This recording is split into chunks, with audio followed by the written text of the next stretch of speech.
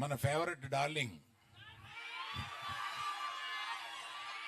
సాయి పల్లవి గారు అద్భుతంగా నటించారు ఇందులో. మనం అదే అదే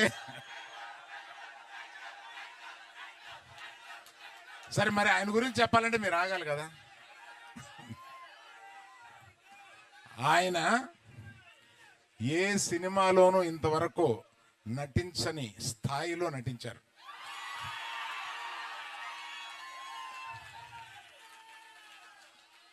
మనకి ఎంత ఉత్సాహం తెప్పించగా నటించారో ఒక్కొక్క కొన్ని సీన్స్లో ఆయన మన గుండె కరిగిపోయేలాగా కూడా నటించారు.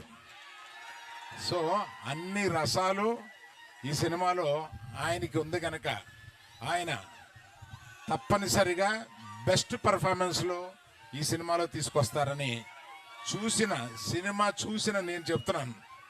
That is Chaitu, our Chaitu.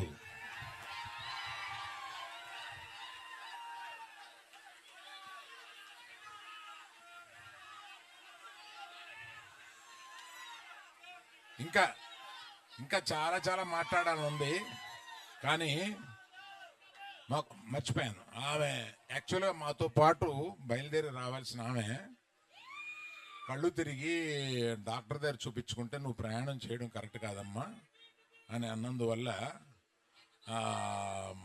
మన పల్లవి ఆగిపోవాల్సి వచ్చింది.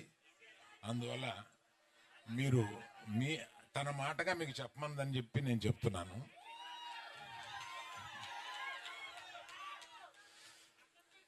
అందరిది చెప్పిన ఈ సినిమాకి ఇంత ఉత్సాహం రావడానికి కారణం మ్యూజిక్.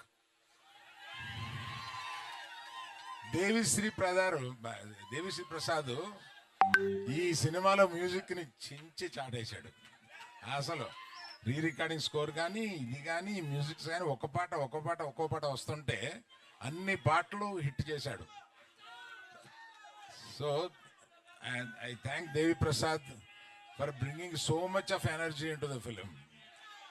సో వైజాగ్ ప్రేక్షకులకి అందరికీ, ఉత్తరాంధ్ర ప్రేక్షకులందరికీ నేను చెప్పేది, ఇక్కడ ఈ ప్రాంతం కథ, ఇది జరిగిన కథ. శ్రీకాకుళంలో ఒక చిన్న ఊర్లో జరిగిన కథని, ఆ కథని నిజంగా జరిగిన కథని ఈయన కథారూపంలో పెడితే దాన్ని సినిమాగా మేము తీసాము.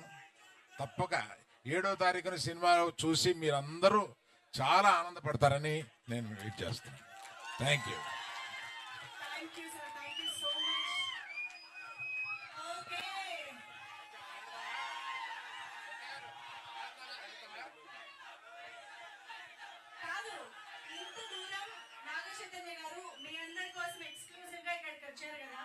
జస్ట్ స్పీచ్ ఇచ్చి వెళ్ళిపోతే ఏం బాగుంటుంది చెప్పండి. అందరా సార్, తండ్రికి విశాఖపట్నం చాలా స్పెషల్, అలాగే మీకు మీ అభిమానులు చాలా స్పెషల్. కాబట్టి వాళ్ళ కోసం స్పీచ్ కి బియాండ్ సంథింగ్ చేద్దామా సార్?